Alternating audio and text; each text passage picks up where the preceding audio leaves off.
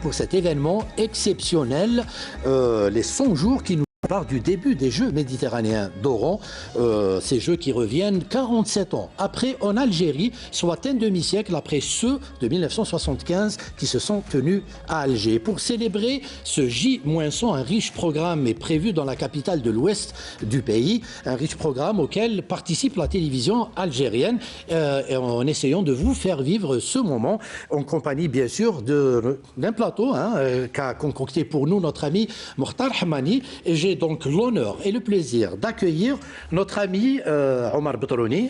Bonjour. Bonjour et marhaba bik. Voilà, nous avons avec nous un habitué, bien sûr, notre ami Abdelnour Kawa. Bonsoir Halim, et très heureux de participer à cette émission et de retrouver mon cher ami de longue date. Moi je dis que nos émissions permettent au moins ça, des retrouvailles. Absolument. Voilà. Et puis notre ami Azdine Sakhri. Bonjour et bonjour à tous les téléspectateurs. Ça fait un long moment qu'on ne vous a pas vu à la télévision, donc je suis très content de vous avoir avec nous. C'est réciproque, merci beaucoup, c'est très gentil. Très bien, Azdine. Et puis Nordine Hanni, qui n'est plus à présenter. Nordine. Bonsoir, d'abord c'est un plaisir de retrouver, on vivait comme ça avant. Oui. Tous les sportifs se retrouvaient donc ensemble. Ça c'est parti un petit peu, mais avant on se retrouvait tous, donc un plaisir de revoir Omar, de voir Abdelnour et de revoir Sakhri, que moi aussi j'ai pas vu depuis longtemps. Très bien. Alors je veux vraiment que ça soit une fête. On célèbre ce J-100 avant le début de... On va parler de l'aspect sportif, c'est clair, puisque les Jeux méditerranéens c'est avant tout un événement sportif, mais pas que, parce que c'est avant tout un moment de rencontre de plusieurs nations qui viennent dans un pays. Et j'ai vraiment envie, pour les plus jeunes qui n'ont pas vécu les Jeux de 75, qui ont été une grande réussite, j'ai envie que vous nous fassiez revivre ces Jeux de 75. Donc franchement, essayez d'oublier un peu le côté sportif, on en parlera après. Mais avant cela, les Jeux méditerranéens pour Omar Betrouni par exemple, ça... C'était quelque chose de nouveau, c'était... parce qu'on n'avait pas célébré des manifestations et tout, donc c'était la première en Algérie. Oui. C'était quelque chose d'émouvant, les gens attendaient voir les pays qui venaient en Algérie pour les Jeux méditerranéens. Donc je sais pas, moi j'ai trouvé ça, même pour les sportifs, tous les sportifs, les athlètes, l'athlétisme, le handball, le basketball, en fait toutes les disciplines, on attendait ces Jeux parce que c'était la première fois. Et puis après 14 ans d'indépendance, donc il fallait montrer ce que c'était un Algérien, voilà. Ouais. Alors Abdelnour, je voudrais que vous nous dressiez un peu le topo de cet événement-là. Vous aviez quel âge à l'époque?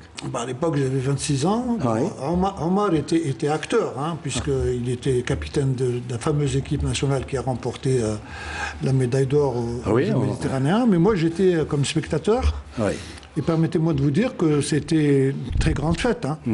Non seulement on s'était retrouvés à supporter le football, mais à peu près toutes les autres disciplines, l'athlétisme, et avec cette fameuse course de Boualem Rahoui qui est restée légendaire, et qui aurait pu battre le record du monde aisément, qui était tellement content de sa victoire qu'il avait un peu ralenti au dernier 30-40 mètres. Mais enfin, toujours est-il que ça a été une très grande fête. Ça nous avait permis de côtoyer pratiquement beaucoup de jeunes venus de différents pays, parce qu'à l'époque, il fallait le dire, que beaucoup de gens s'étaient déplacés, que ce soit des Espagnols, des Italiens, des Français, un peu partout de tous les pays qui s'étaient regroupés à Alger. Et Alger qui était non seulement la capitale de... C'était le deuxième, Omar a parlé de grand événement sportif, effectivement. Oui. Les Jeux méditerranéens a été après le panafricain. Après le fameux festival panafricain qui avait fait connaître l'Algérie non seulement au niveau africain, mais au niveau pratiquement mondial. Il n'y avait pas tous les médias qui existaient actuellement, mais ça a été très très retransmis, et d'autant plus que les Jeux méditerranéens, qui étaient pour la première fois organisé en Algérie, il y avait un impact extraordinaire au niveau non seulement de la population, mais également de tous les gens qui étaient venus pour assister à cette fête. Parce qu'avant tout, c'est une fête. C'est une fête. Et c'est ce qu'on veut vivre aujourd'hui à travers ce J-100.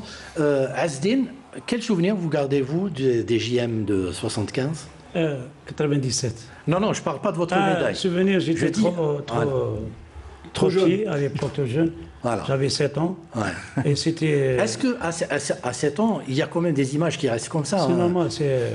C'est à cause de cet événement, cette manifestation, que j'ai toujours rêvé d'une médaille. Par rapport à cette occasion, c'était les Jeux de 75, quand j'ai vu les joueurs qui ont remporté le trophée et la médaille d'or, ainsi que Boualem Marhaoui qui a presque fallait battre le record du monde du 3000 mètres steeple. Alors ça reste une image. Et toujours j'ai rêvé d'une médaille jusqu'à 1997, là où j'ai gagné la première médaille pour l'histoire du marathon. Ben oui, des événements comme ça, il faut les vivre. Voilà, c'est notre exemple. Voilà. Ça encourage et à des Omar Bedrouni. Ça motive, c'est normal. Voilà, très bien. Nourdine Hanni, moi j'ai envie de parler avant même le début des Jeux. Quelle atmosphère régnait en Algérie? Est-ce qu'on appréhendait, parce que c'était un grand événement, on venait de sortir d'une guerre qui a coûté très cher à l'Algérie, on avait à peine 13 ans d'indépendance. Est-ce qu'on n'appréhendait pas quelque part l'organisation d'un tel événement? C'était un défi. C'était un défi, comme l'a dit Omar. C'était la première fois qu'on organisait un événement d'une telle importance. Parce que des événements, comme vous dites, ils ne sont pas uniquement sportifs.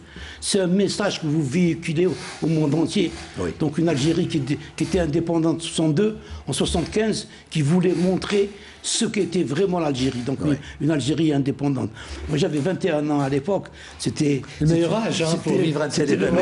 Donc, vivre des Jeux méditerranéens à cet âge-là, c'était quelque chose de fabuleux. Donc, et puis tout est venu ensuite. Il y a eu des gens qui ont été derrière, il faut reconnaître. Tu étais acteur, hein? Tu étais acteur, toi, à l'époque. Absolument. Oui, il a participé. J'étais dans l'équipe de hand. Donc, nous, on n'était pas concernés par la préparation. Donc, on attendait ce qui allait se passer. Puis, ce fut grandiose. La cérémonie d'ouverture, avec les mouvements d'ensemble qu'il y avait, toutes les compétitions, et puis l'apothéose, la médaille d'or des footballeurs. On était tous au stade, donc toutes les délégations avaient terminé pratiquement leur compétition. Donc, on était au stade du 5 juillet, et le but de Betraouli... Ce que je voulais ajouter à ce que vient de dire Nourdine, c'est qu'à l'époque, toutes les disciplines, c'était pratiquement la même famille. On se connaissait tous, les handballeurs, ceux qui faisaient de l'athlétisme, les boxeurs, les footballeurs, les basketteurs, les handballeurs. C'était la grande famille sportive algérienne. Et non seulement on se connaissait, mais on sortait ensemble, on discutait ensemble. Et c'est une chose qui s'est perdue malheureusement aujourd'hui. J'espère que cette occasion-là, ça va permettre de créer encore des liens d'amitié plus profonds entre toutes les disciplines. Très bien. Alors on disait que ces Jeux méditerranéens de 1975 à Alger étaient vraiment une grande réussite.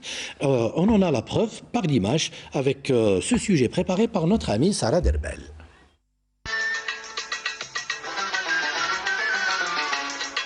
Alger la Blanche ou Alger la Méditerranéenne est fin prête pour accueillir la 7e édition des Jeux méditerranéens.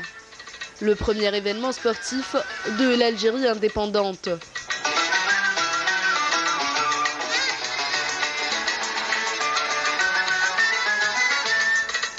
Une fierté nationale et un accomplissement digne et à la hauteur de cette prestigieuse manifestation sportive.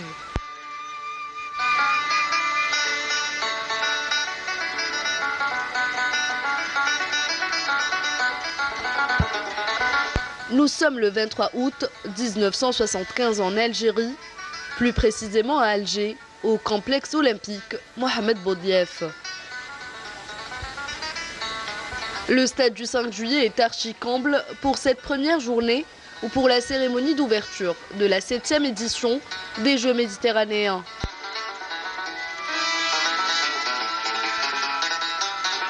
Après l'Égypte, l'Espagne, le Liban, l'Italie, la Tunisie et la Turquie, l'Algérie abrite pour la première fois de son histoire une compétition de cette envergure avec la présence de 15 nations et de 2444 athlètes, la plus forte participation depuis la première édition des Jeux méditerranéens.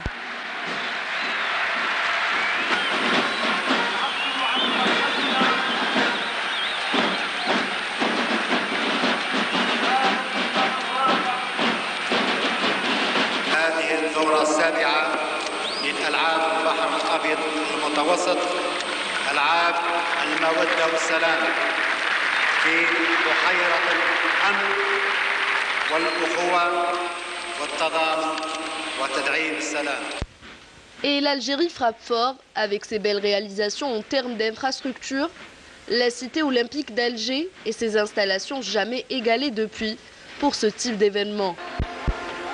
Ce qui paraissait impossible pour certains n'était qu'un projet militant pour les Algériens qui ont réussi à concrétiser tous leurs efforts pour être prêts le jour J. D'ailleurs, les installations sportives algériennes pour les Jeux d'Alger ont tellement impressionné l'ensemble des délégations étrangères que beaucoup d'entre elles ont encouragé l'Algérie à présenter sa candidature pour l'organisation des Jeux olympiques de 1984.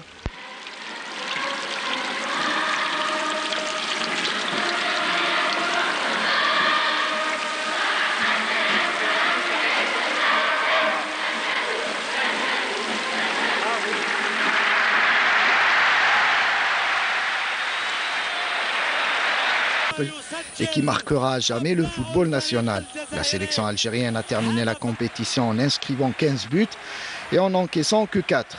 Enfin, Issa Draoui a été couronné meilleur joueur et meilleur buteur du tournoi avec 5 buts.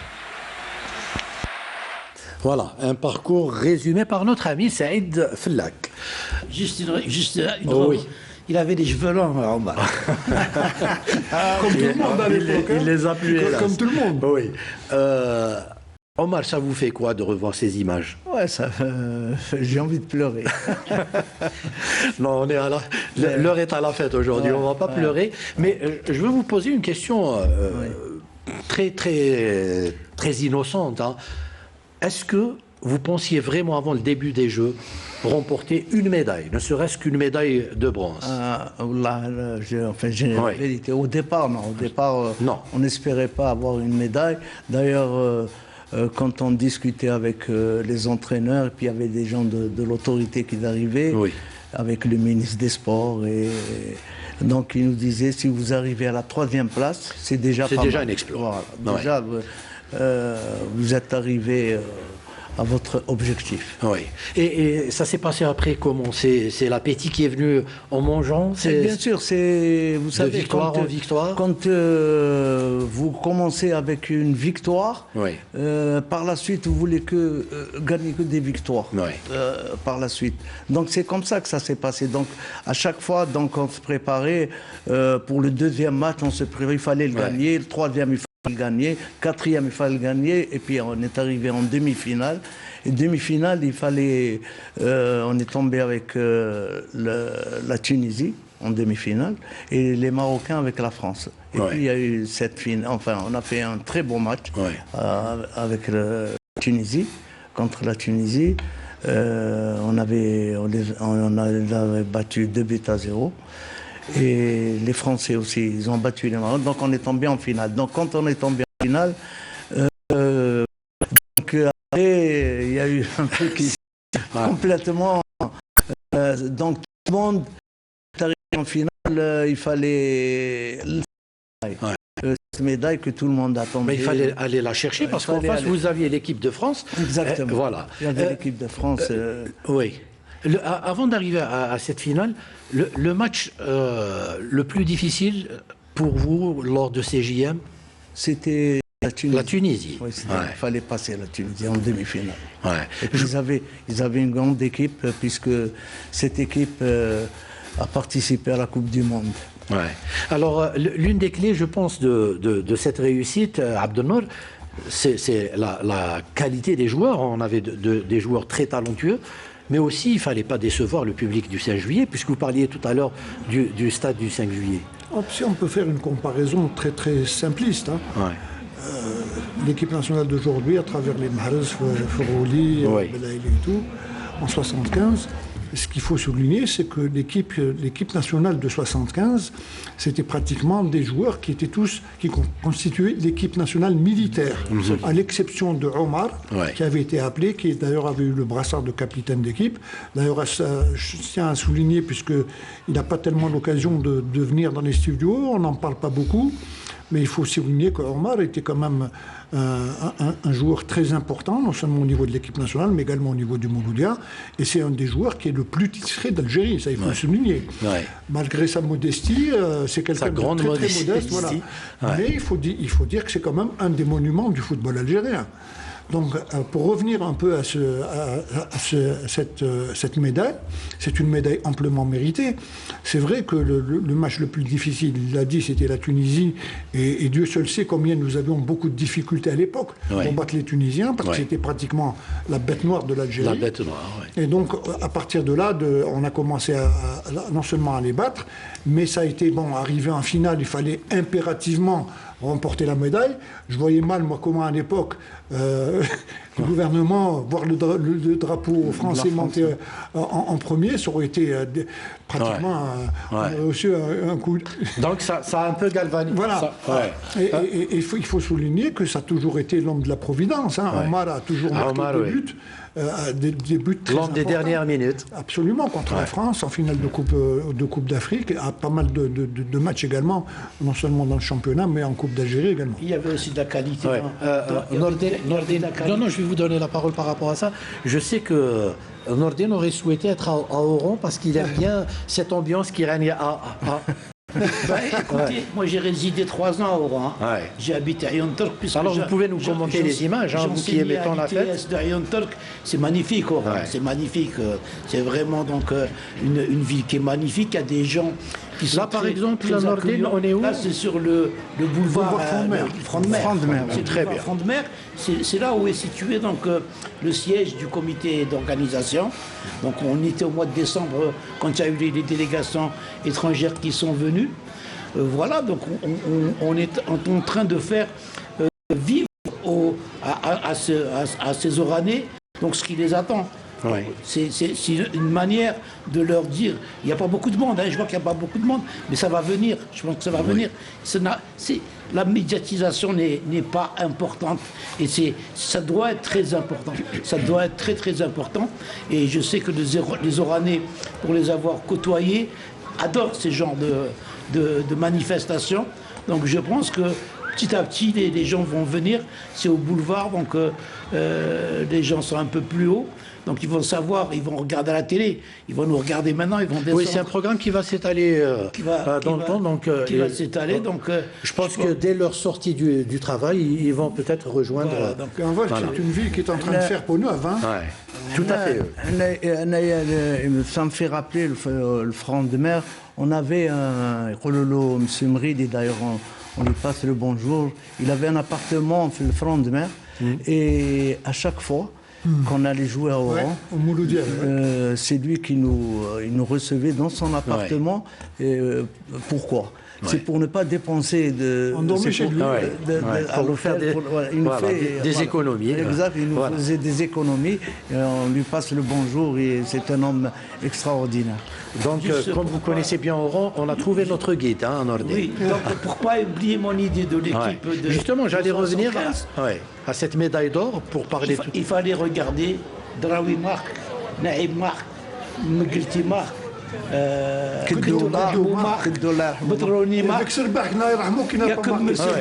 que le gardien. C'est une équipe complète, ça prouve leur grande...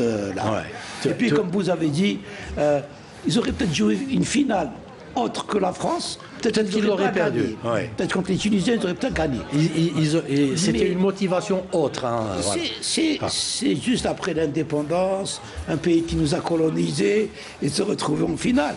C'était le plus beau cadeau qu'on pouvait faire à ce pays. Tout à fait. Il n'y a que le sport qui peut nous rendre cette fierté. Exactement. C'est pour ça qu'il faut profiter de ces événements. Azdine, je sais que vous avez couru pratiquement à travers tout le pays, à Oran aussi. Est-ce que vous avez déjà couru, par exemple? J'ai couru un semi-marathon de Senia à Oran. Donc, quand vous voyez... C'est là, normalement. Ouais. Alors, c'était les années 90. Ouais. Alors, je rappelle à nos chers téléspectateurs que vous avez remporté une médaille d'or. Donc, on disait que c'était lors des JM de Bari, en Italie, en 1997. D'ailleurs, vous nous avez fait l'honneur de ramener la médaille d'or. Hein? Alors, si on peut la voir à l'antenne. Alors, ça fait quoi de remporter une médaille d'or, mais pas en Algérie cette fois-ci? Bon, la médaille d'or, pour moi, pour n'importe quel athlète, c'est un rêve. Ouais. C'est un rêve pour tous les athlètes. C'est une discipline qui est très difficile. Ça demande beaucoup de sacrifices, beaucoup de préparation physique, beaucoup de travail, beaucoup de volume. Ouais. Je m'arrivais à 45 km par jour. Ouais. Je m'entraînais 3 fois par jour. Ouais. Je travaillais de la force parce que quelqu'un qui pèse 65 kilos, un déplacement d'un corps à 38 000 folies, il faut vraiment avoir de la force, de résistance, de l'endurance, même de la rapidité. Oui. Parce que des fois, une place, ça gagne au finish. Dernier 100 mètres, ça gagne une vie. Comme le championnat du monde, j'ai gagné la 8e place à Athènes, 50 mètres, dernier 50 mètres, au finish. Dernier 200 mètres, peut-être en 27. Alors, il faut avoir toutes les qualités physiques, bien préparées, costaud sur le mental. Parce que, et vous le disiez tout à l'heure, justement, il faut y croire, sinon ça sert... Ouais. Parce qu'à l'époque, c'était une discipline nouvelle pour moi, parce que c'est mon premier marathon officiel. Ouais. Mon premier marathon, c'était en octobre 1996, là où j'ai fait les minima, à Venise. Premier marathon officiel, c'était les Jeux Méditerranéens. Et vous remportez la médaille d'or. La première médaille de l'histoire de l'Algérie. Vous vous y attendiez ou vous vous êtes dit, je vais faire de mon mieux? Non, c'était depuis mon jeune âge, je me concentrais sur une médaille. Voilà. Vous rêviez d'être comme Omar Boutrouni? Parce qu'ils ont l'équipe de Boutrouni, de Rahwi, ils ont ouvert les portes. C'est pour ça qu'on dit toujours, il ne faut pas oublier les anciens qui ont fait l'histoire de l'Algérie. Ça, c'est très important. C'était un autre exemple. Alors nous, on marchait sur les traces des ex-champions. On a pris le flambeau, on a sacrifié, on a cru qu'il faut être médaillé.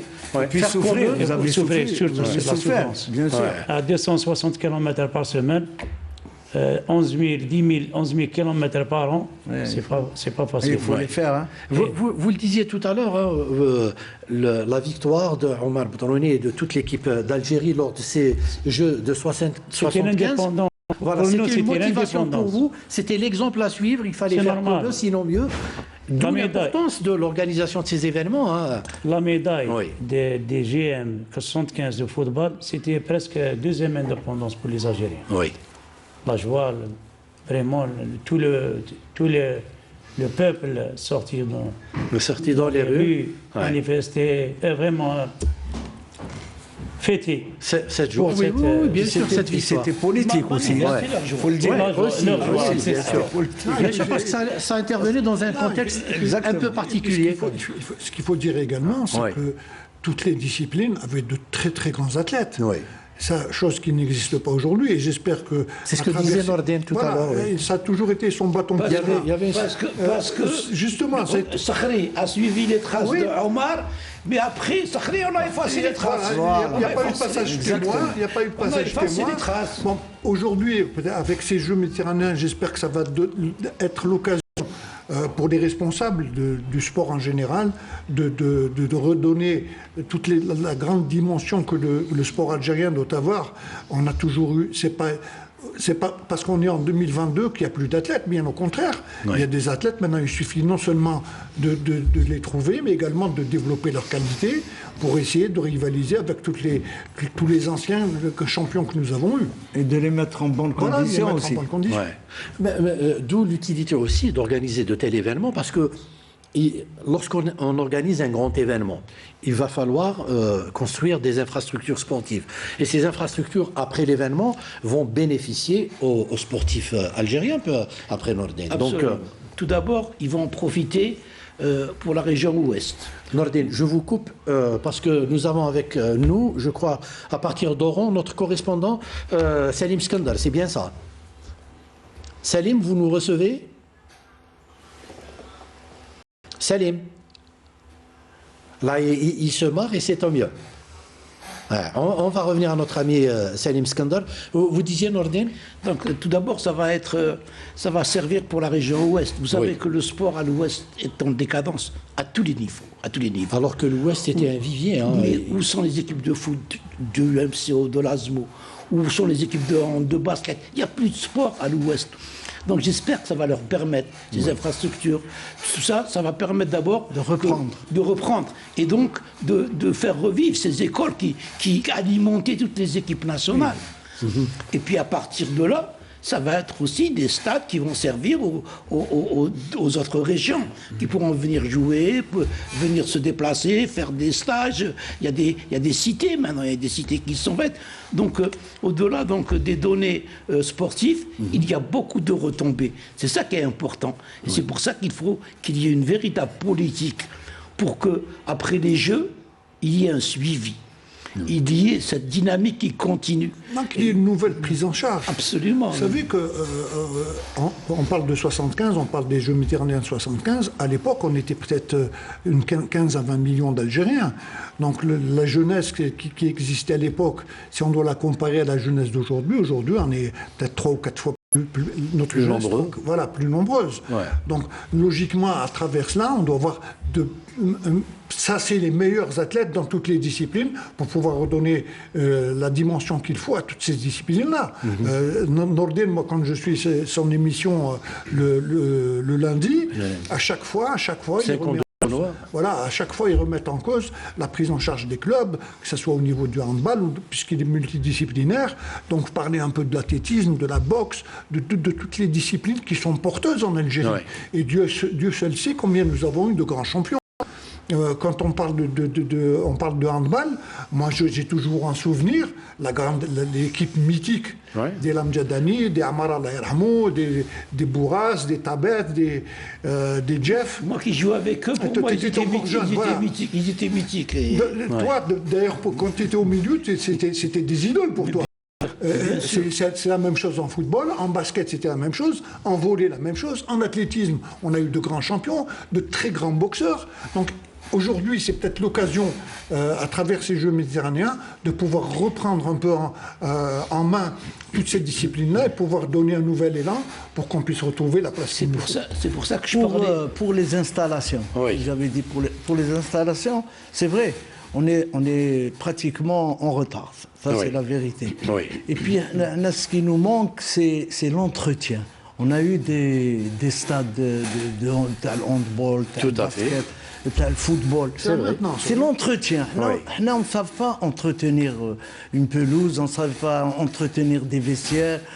C'est ça, on doit, je sais pas, on doit... C'est vrai que c'est un point très important. On va revenir à Abdenour parce que place au direct, puisque l'événement aujourd'hui, il se passe à Oran. Et on a, à partir de la capitale de l'ouest du pays, notre ami Salim Skandar. Vous nous recevez, Salim? Salim. En effet, oui, bonjour Halim. J'aurais voulu qu'on échange nos places. Oui, je vous entends. Oui, Salim. Vous savez pas qu'est-ce que vous manquez. Il y a une belle ambiance, très belle ambiance, une ambiance festive. Tout le peuple, tous les habitants oranais se sont sortis pour célébrer justement le J-100. Il y a une ambiance extraordinaire. On entend le baroud en direct. Donc il y a une ambiance extraordinaire. Les festivités ont commencé il y a 1 heure à peu près. Ils vont se dérouler jusqu'à tard le soir. On est là en direct pour vous tenir au courant et on reviendra dans les éditions prochaines. C'est à vous, Halim. Oui, Salim. Salim, vous m'entendez? Est-ce qu'il y a de plus en plus de monde qui afflue justement vers cette manifestation? Parce qu'on sent une présence assez timide.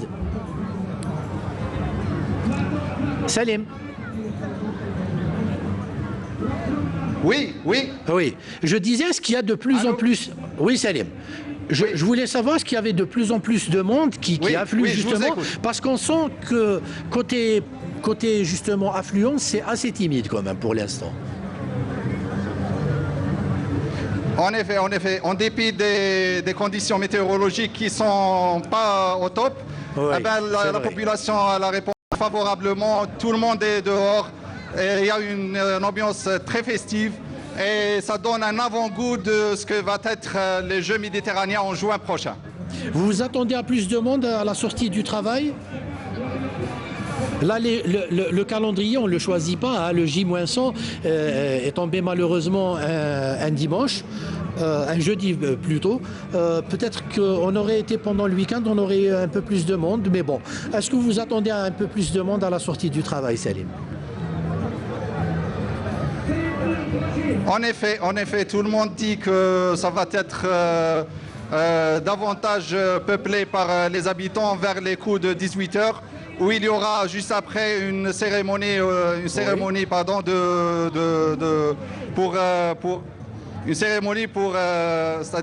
honorer les anciens athlètes à la salle Maghreb. Très bien. Ben, écoutez, on vous recontactera tout à l'heure, peut-être avec notre ami Smaïl Benkaïdia. Je vous dis bon courage et profitez de cette fête qui se déroule à Oran. Merci beaucoup. On vous laisse avec les images. Très bien. Merci beaucoup, Salim. Voilà, c'est des événements que nous ne vivrons pas plusieurs fois dans la vie, donc autant en profiter lorsque l'occasion se présente. Exactement, mais le moment n'est pas encore venu. Nous, quand c'était les Jeux méditerranéens en 75, ça s'est passé au stade du 5 juillet. L'ouverture. Ça, c'est la cérémonie d'ouverture. Donc ça va être pareil. Donc il ne faut pas s'inquiéter, ça va être pareil. C'est quand c'est l'ouverture. Je sais qu'il y aura, le stade sera plein, ça sera complet. Et puis les gens, ils sont curieux. Alors, ils vont voir les nations, toutes les nations et tout. Donc il ne faut pas...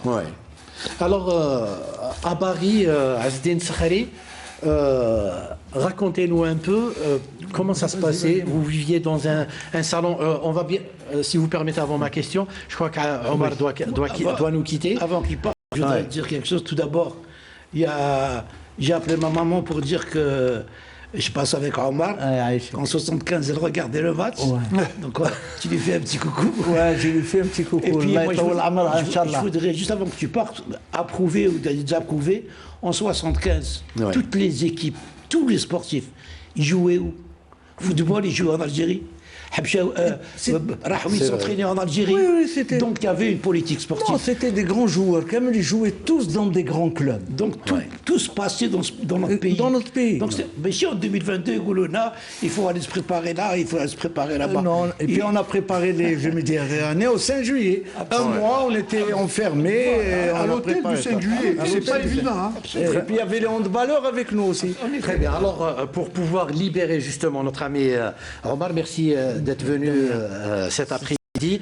Moi, je vous aurais vu à Oran, puisque voilà, on se reverra certainement d'ici là, puisque voilà, Mazali, comme on dit. Donc, merci beaucoup. À très bientôt, Inch'Allah. Continuation. Très bien. Alors, avant de partir, je vais d'abord revenir sur les Jeux méditerranéens d'Oran et l'attribution des Jeux à cette ville de l'ouest du pays, avec un sujet signé Linda Teboul. Et on dit au revoir encore une fois à Omar. Allez, au revoir. Le 25 août 2015, le verdict est tombé. Oran est la ville qui accueillera la 19e édition des Jeux méditerranéens et ça sera la deuxième fois que l'Algérie organise un événement de telle envergure. Un dossier dignement défendu par notre diplomatie sportive. Depuis cette date, l'État algérien a pris en charge tous les aspects liés à la préparation infrastructurelle et organisationnelle. Et même si le facteur temps n'était pas en notre faveur, le savoir-faire algérien était déterminant pour édifier des infrastructures de grande qualité. Arrive ensuite une crise sanitaire sans précédent qui freinera l'élan de la préparation. Et là, encore une fois, les organisateurs algériens se sont adaptés à la situation. Une course contre la montre est vite lancée et la pression est montée d'un cran. L'Algérie sera-t-elle prête? Bien sûr que oui, et non déplaise à certains. À 200 jours de l'événement, le CEJM confirme la tenue des Jeux à Oran. Les dernières retouches s'accélèrent et le doute se dissipe. À une centaine de jours, l'Algérie est désormais fin prête.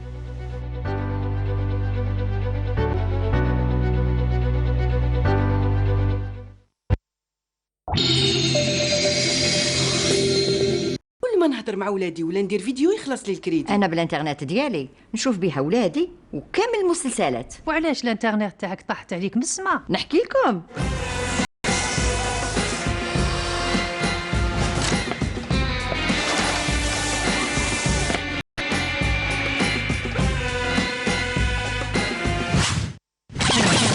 كل ما تهوى في سما تهدر بزاف وتكونكتي بزاف اوكي سما ميكس تاع موبيليس راح تهدر وتكونكتي حتى تكون سما ميكس هذا راح تاع 4000 دينار لحظه باكات و50 جيجا انترنت. موبيليس معا نصنع المستقبل. ايه نحكي لكم. هذا البرنامج برعاية موبيليس. موبيليس معا نصنع المستقبل. هذه البلاصه الفلانيه خاطيني وهرا كي نروح ندخل نردي نعرفها. Très bien. Alors, justement, je voulais profiter de la présence de Azdine Skhari et de Nourdine Hani qui connaissent Oran mieux que moi pour de temps en temps comme ça commenter les images qu'on a à partir d'Oran. Donc je vais revenir vers vous Azdine avant de parler de CJM d'Oran. À Bari, en partant à Bari, humainement c'était comment? Vous aviez quel âge lorsque vous atterrissez comme ça dans une ville que vous ne connaissez pas et que vous allez vivre un événement d'une telle envergure? Vous le vivez comment sur un plan personnel d'abord? Bon, avant tout, je connaissais très bien l'Italie parce que j'étais résident là-bas. Ah d'accord, donc ça vous a aidé. Mais Bari, c'était la première fois. D'accord. Nous étions dans un village olympique, peut-être 1000 personnes. Parce qu'il y a plusieurs villages, mais notre village, c'est... Oui, et humainement, c'est... Il y a un restaurant collectif. Oui. Alors, il y avait tous les athlètes. Il y avait au moins 30 pays. Alors, c'était une ambiance extraordinaire. On partageait les idées, vraiment, on voyait des athlètes... Est-ce qu'on se fait des amis lorsqu'on participe comme ça? C'est normal, oui, c'est normal. Surtout concurrents d'autres disciplines. Oui. C'est ça les jeux. Justement, c'est ça l'esprit des Jeux. L'esprit des Jeux. Ouais. Ça soit les Jeux méditerranéens, les Jeux olympiques, les Jeux africains. Les Jeux, on est dans un monde sportif qui regroupe plusieurs nations, plusieurs pays. Alors, c'est l'ambiance et le charme des Jeux, c'est ça. Il y a de l'adversité et de l'amitié en même temps. C'est pour ça qu'ils nous prennent dans un village olympique. C'est pas des hôtels, c'est des villages olympiques qui regroupent des milliers. Alors justement, par rapport à votre médaille, vous l'avez remportée à Bari en Italie. On a une forte communauté algérienne installée en Italie. Est-ce qu'il y avait du monde justement pour vous supporter lors de cette finale? Il y avait un monde fou là-bas. C'était, on a fait un tour c'est des boucles de Bari. Oui. À côté de la plage, la chaleur faisait... C'était mois de juin, ça faisait 42 degrés. Wow.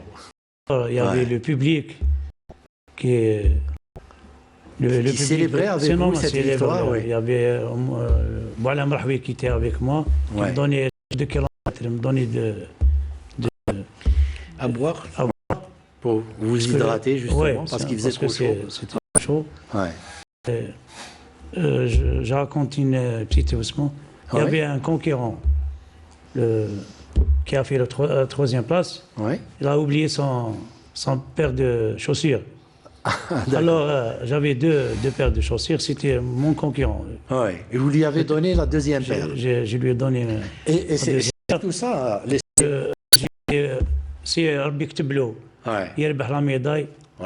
Peut-être نكون أنا mais alhamdoulilah. هو كان هارب عليا plus d'1 kilomètre. Au bout de 20 kilomètres, j'ai pris la tête jusqu'à l'arrivée. Peut-être très bien. Peut-être qui sait? C'était la même chose. Alors, je disais au direct, et nous avons avec nous Lies Benziane qui se trouve...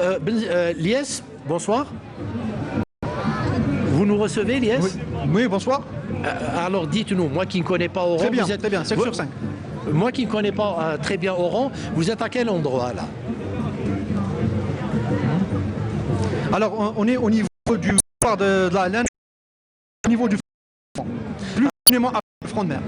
Très bien. Alors, Lies, faites-nous vivre cette fête que vous partagez avec les Oranais aujourd'hui.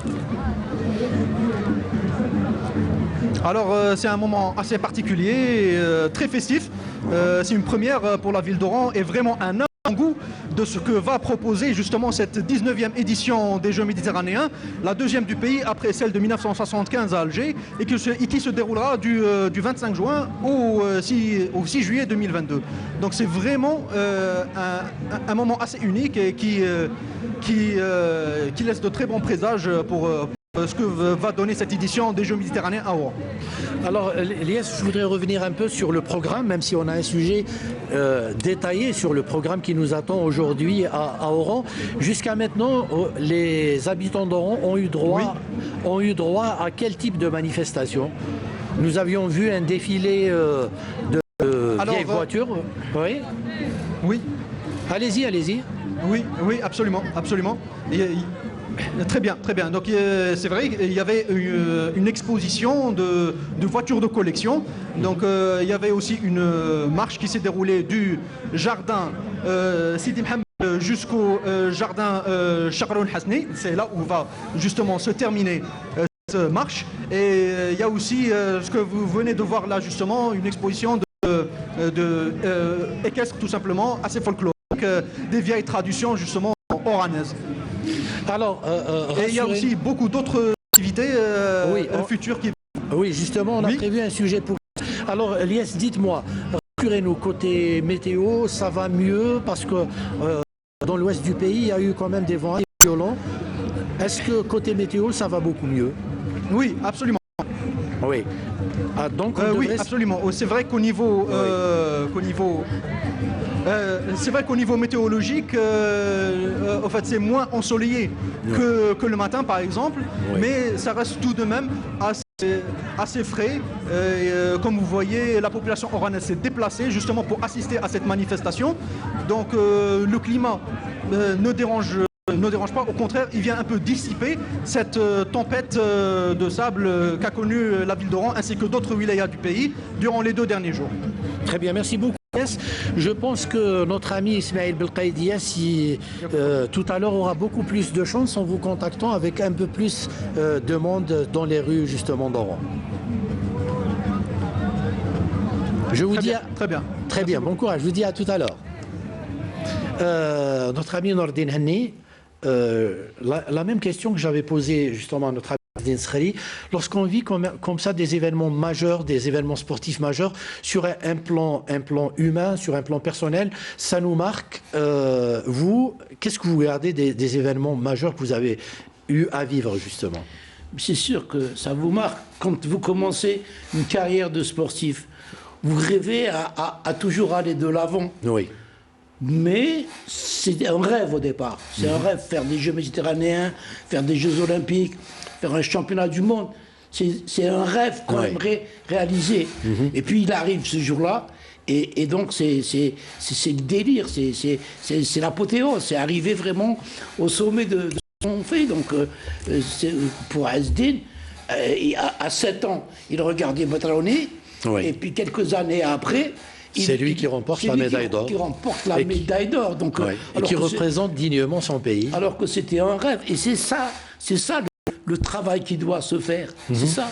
C'est former des gens comme Azdin Skhari. D'ailleurs, lui, en ce moment, il est technicien, donc il est en train de donner ce qu'il a acquis pour ces jeunes. Mais il faudrait qu'on utilise l'expérience. Il a ramené une médaille d'or, c'est pas uniquement pour lui. La médaille d'or, c'est le drapeau algérien qui s'est levé. Mais où est Azdin Skhari aujourd'hui? Est-ce qu'au niveau de la fédération, on fait appel à lui? Il a quand même une expérience. Il est quand même entraîneur national. J'étais entraîneur national. Maintenant, je suis entraîneur. Très bien. Dans un club. Mais vous faites profiter les jeunes de votre expérience. C'est normal. Moi, tout ça pour dire, Nordin, que cet événement-là devrait peut-être être déclencheur. Non, pas un héritage, mais peut-être un renouveau pour le sport national. Il doit l'être. Sinon, ça ne sert à rien de faire des organiser un événement pareil. Pour organiser, dépenser de l'argent uniquement pour amuser les foules. Non, ça doit avoir beaucoup d'autres impacts. Et le plus grand impact, c'est relancer le sport algérien, comme 75 l'a fait. Je vous ai dit, après 75, on a eu 75, ensuite on a eu 76 de Mouloudia en football, toujours avec des joueurs forts en Algérie, mais il y avait une politique sportive. Il a parlé de l'équipe militaire, c'était quelque chose. Les militaires, on peut encore leur faire appel, parce que, regardez au niveau de l'athlétisme, c'est ce qu'ils sont en train de donner. Plusieurs coupes du monde. Au niveau de la boxe, au niveau... Donc, il faut trouver une politique. Il n'y a plus la réforme, il y a une société étatique qui donnait de l'argent pour la réforme. Donc, il faut trouver d'autres solutions. On a des corps constitués, que sont l'armée, la police, la protection civile, qui ont beaucoup de moyens. Quand vous voyez le CNEPS, c'est un bijou, le CNEPS. Le CNEPS de Bnagnoul, c'est un bijou pour faire des stages. Alors qu'on voit des athlètes aller faire des stages. Là, je m'excuse, ce CNEPS a été abandonné par le ministère des Sports. Bien sûr. Donc il a suffi que l'armée le prenne en charge. C'est devenu un bijou. C'est devenu un bijou. Absolument. Voilà, donc comme vous dites, il faut que les Jeux méditerranéens aient une répercussion à long terme. Sinon, organiser des Jeux pour organiser des Jeux, il vaut mieux arrêter. Alors, puisqu'on parlait justement du programme de ce J-100, et pour ceux qui voudraient descendre dans la rue, peut-être fêter cet événement à Oran, on leur rappelle qu'est-ce qu'il y a au programme de ce jour, avec un sujet signé Linda Sid Ahmed Bouraïb. Dans 100 jours, Oran sera la capitale de la Méditerranée. Et pour fêter cet événement qui est aussi une occasion pour entamer la dernière ligne droite, le comité d'organisation a réservé un riche programme pour ce jeudi, à travers lequel le COJM lancera dans une ambiance festive le compte à rebours marquant les J-100 de cet événement important au pays. Les festivités commenceront à partir de 13h par un rassemblement au niveau de la place Port Saïd, où le commissaire des JM Aziz Darwas procédera officiellement à l'annonce officielle du début du compte à rebours, et ce en présence des autorités locales. Les participants se déplaceront par la suite vers la place Sidi Mohamed, non loin de l'avenue de l'ALN, où une caravane de troupes folkloriques et artistiques sillonnera les rues de la ville, en passant par le rond-point Ahmed Zabana, la rue Larbi Ben Mehidi, la place de la Victoire et enfin la place du 1er novembre. Le jardin situé en face de cette dernière, point d'arrivée de la caravane, abritera une exposition au niveau des chapiteaux installés pour la circonstance, avec des stands exposant le patrimoine oranais, comme les costumes traditionnels et des plats populaires, ainsi que des peintures et des photos des précédentes éditions des JM. Les festivités seront ponctuées par une cérémonie artistique animée au niveau de la salle de cinéma Maghreb, à partir de 20h, au cours de laquelle d'anciens athlètes locaux couronnés seront honorés, à l'instar du coureur Al Mahoui et du boxeur Mustafa Moussa.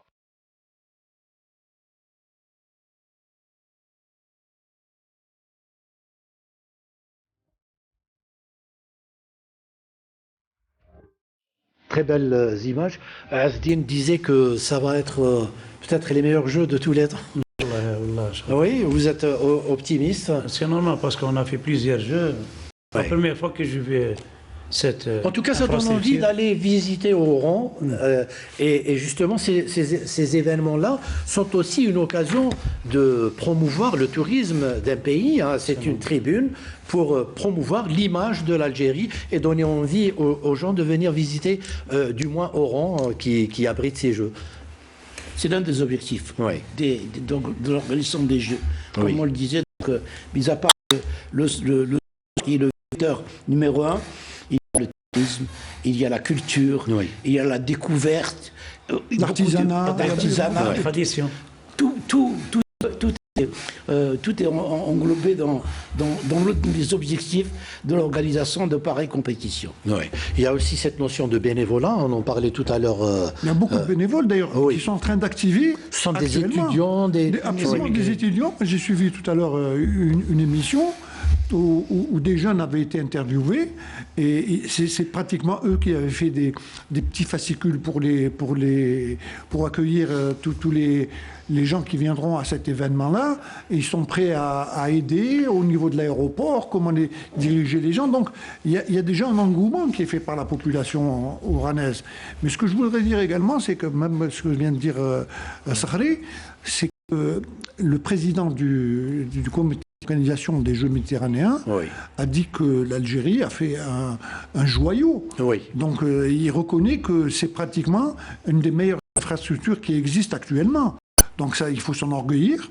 Le plus important maintenant, non seulement à travers cet événement-là, j'espère qu'on va pouvoir... Parce que c'est vrai, l'organisation, c'est une très bonne chose, organiser les Jeux, mais il faudrait qu'il y ait du répondant. Le répondant, c'est quoi? C'est les médailles. Donc j'espère qu'on aura des médailles. Et à travers ça, comme il le dit souvent, notre ami nordique, pour qu'on puisse retrouver les grands champions que nous avons toujours eus. En tout cas, ces Jeux ont bénéficié au moins à la wilaya d'Oran. On a vu, elle a bénéficié de pas mal d'infrastructures. Est-ce que ça peut donner aussi envie d'organiser d'autres événements majeurs, comme par exemple la Coupe d'Afrique des Nations de football et pourquoi pas de handball? C'est un grand test. C'est un grand test. La réussite de ces Jeux vont pouvoir nous permettre d'essayer d'organiser quelque chose de plus important. On n'est pas encore prêt pour des Jeux olympiques, mais on peut. On n'est pas loin. Mais on n'est pas loin. À travers ce qu'a produit Oran. On peut faire, donc on a Alger, on a Oran, on peut faire d'une pareille à l'est du pays et organiser une compétition plus grande. Mais tout dépendra de la réussite de ces Jeux. Je voudrais juste revenir sur les bénévoles. On parle justement, cette notion de bénévolat, on l'a perdue à un certain moment. Qu'est-ce qu'il faut pour la rebooster? Je vais vous dire une chose, je vais vous étonner. Beaucoup d'associations d'Alger m'ont contacté de par mes affinités avec Aziz Derouaz pour essayer... Vous êtes de la même famille, hein? Pour essayer de voir quelle était la possibilité que ces bénévoles d'Alger, d'un peu partout, aillent travailler lors des Jeux méditerranéens. Donc c'est vous dire un petit peu, les jeunes ont vraiment envie d'aller à Oran pour rendre cette fête. Et c'est les bénévoles qui vont faire le plus gros travail. Hein. Il faut le dire. C'est les bénévoles qui seront là pour accompagner les délégations, pour les visites, pour les entrées au stade. Et donc il y a énormément de bénévoles qui sont à l'extérieur d'Oran, qui veulent aller pour profiter donc de ces Jeux méditerranéens. Vous savez, Nordine, vous me tendez la perche. Je discutais comme ça avec un collègue, ça fait pas longtemps, qui a vécu des Jeux olympiques. Je ne me rappelle plus du pays, mais il m'avait dit on avait un guide. Moi, il m'avait dit, je pensais que c'était un guide qui avait beaucoup de temps à perdre, et donc qui est venu comme ça faire le guide, histoire de tuer le temps. Et il s'est rendu compte que c'est un docteur en droit. C'est quelqu'un qui avait envie de faire découvrir son pays aux touristes, et donc il a fait le guide pour eux, il était disponible pour eux parce qu'il se sentait justement impliqué, parce qu'il savait que c'était l'image de son pays qui était en jeu. Et ça, il faudrait qu'on insiste peut-être par rapport à ça à Asdin. En général, les guides, c'est des gens intellectuels. Qui maîtrisent au moins des langues. Qui maîtrisent plusieurs langues. Ils font ça pour plaisir, pour aider leur pays, pour aider les gens, les sportifs, parce qu'ils aiment le sport, ils aiment leur pays. Et à cette occasion, je lance un appel pour les autres fédérations qu'ils peuvent organiser des championnats du monde, tels que le championnat du monde d'athlétisme, judo, boxe, lutte, plusieurs disciplines dans la ville d'Oran. Parce que les infrastructures, c'est niveau international, dans les normes internationales, je pense que il faut bien longtemps qu'un... justement ce complexe olympique, il faut peut-être le mettre à profit. Justement, moi vous avez dit pourquoi ne pas organiser un événement pratiquement mondial ou africain. Il est question de cela. Oui.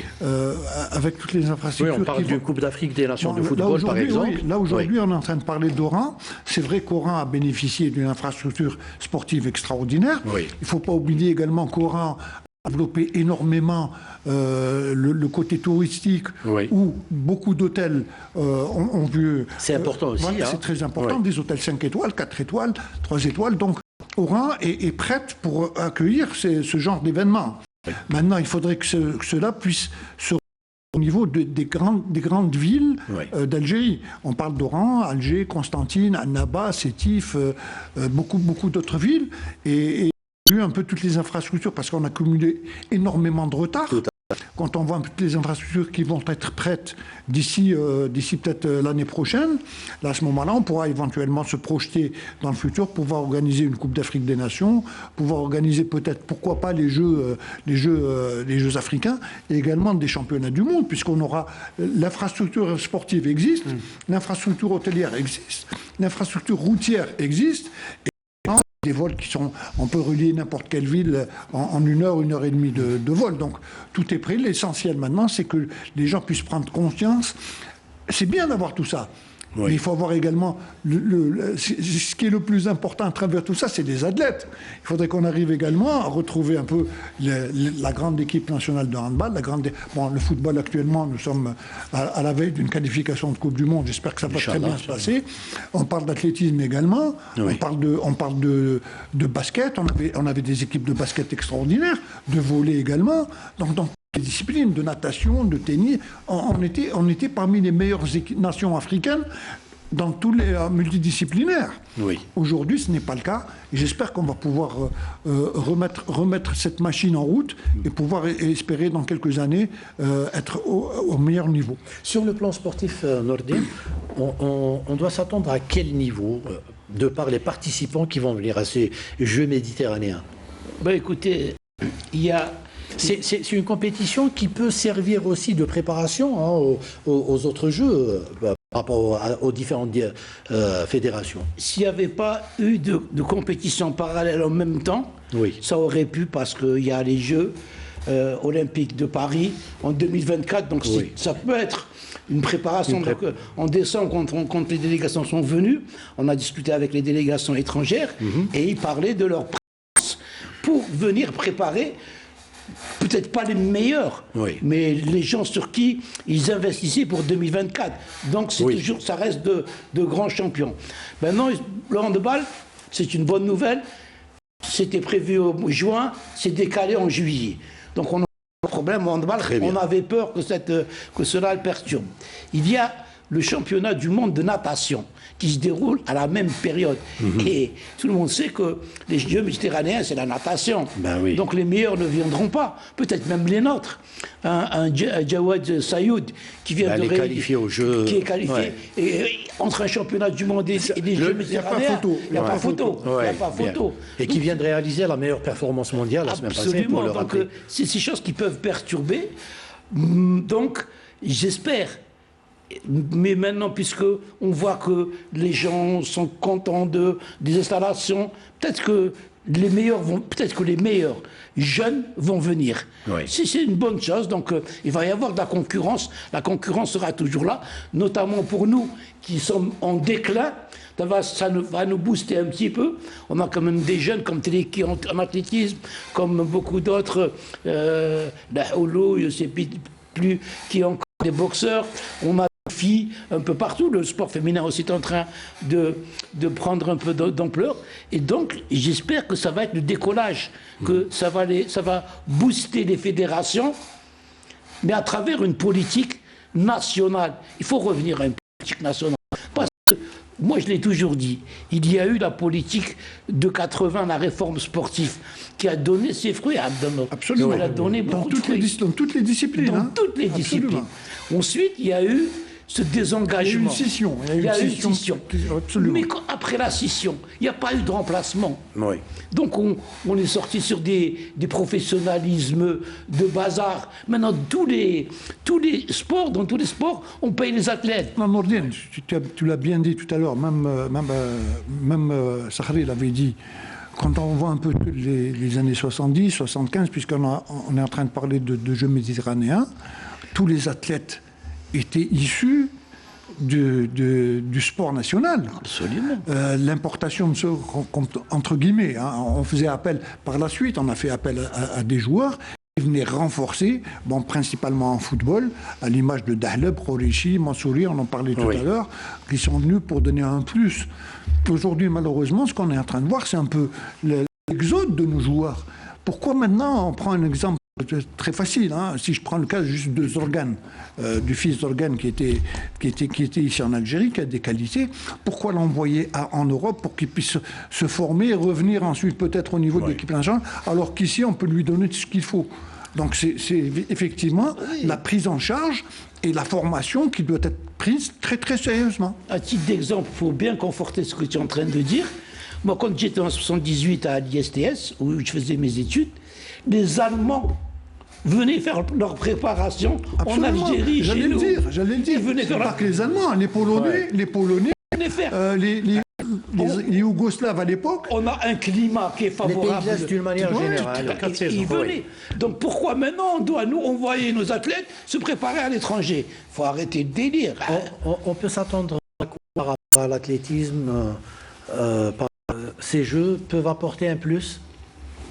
Inch'Allah, ça peut relancer l'athlétisme. Il faut dire, hein, il y a des disciplines qui sont qui nous ont toujours fait rêver, hein, l'athlétisme, la boxe, le judo. Est-ce qu'on devrait avoir une politique où on investit le plus sur les disciplines où on a plus de chances de médailles, ou est-ce qu'on devrait investir sur toutes les disciplines et se dire ça c'est un débat voilà, c'est un débat très important. Pas en 5 minutes. Oui. Mais enfin, pour juste vous donner les gros titres. Vous savez, ce qu'on appelle des disciplines porteuses. Oui.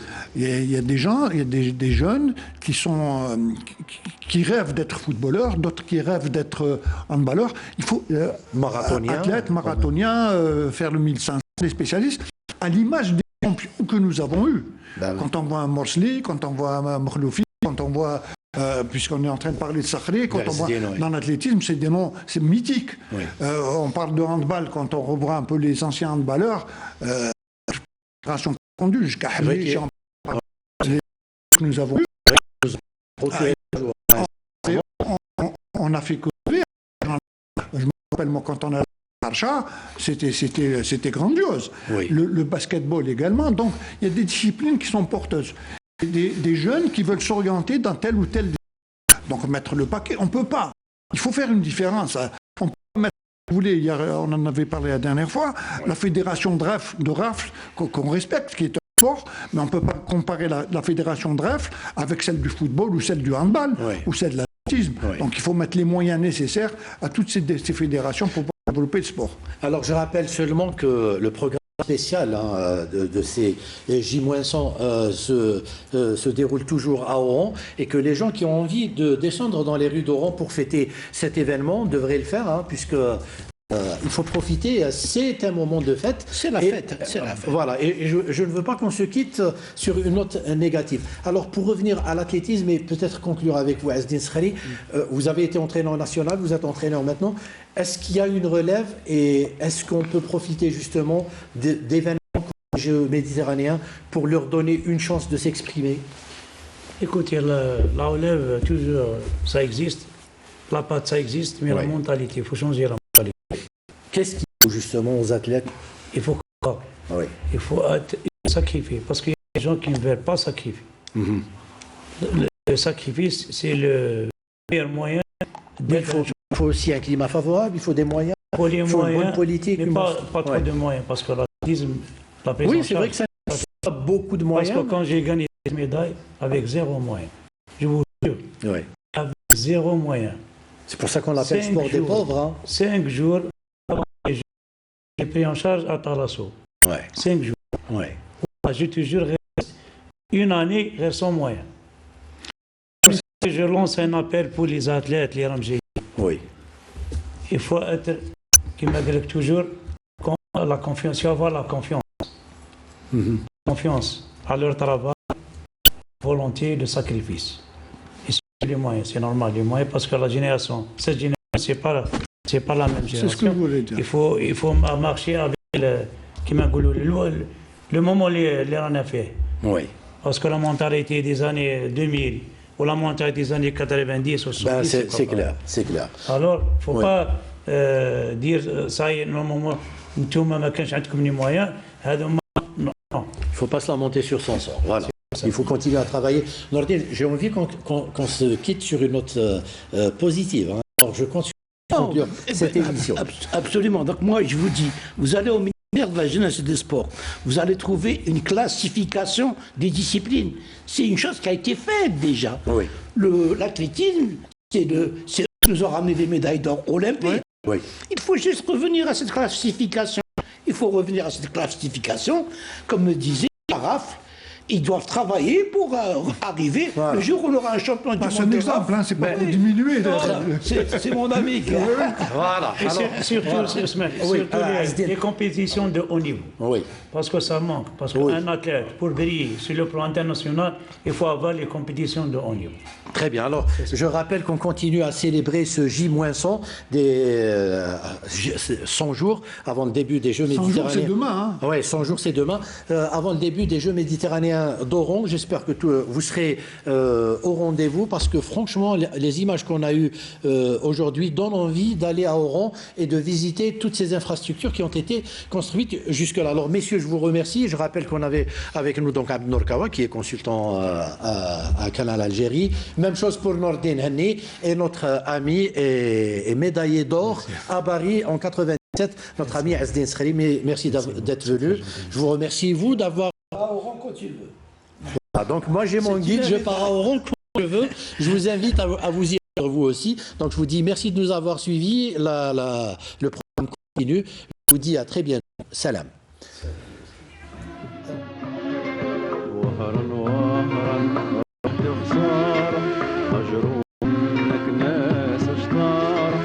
قعدوا في الغربة حيارة والغربة صعيبة وغدارة قعدوا في الغربة